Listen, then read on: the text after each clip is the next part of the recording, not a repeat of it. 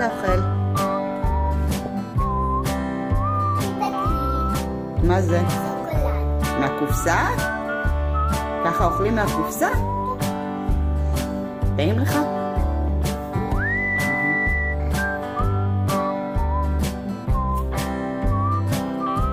נדבק לך שוקולד לרגל?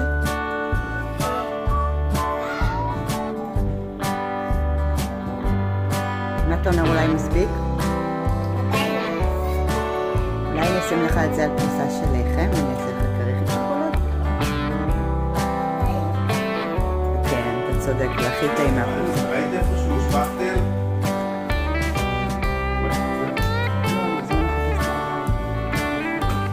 מספיק.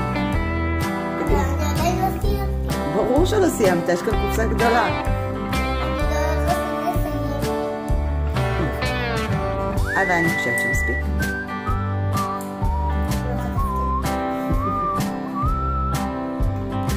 יאללה, תגיד ביי ביי לשוקולד השחר. תגיד ביי ביי שוקולד שחר. תגיד ביי ביי שוקולד שחר.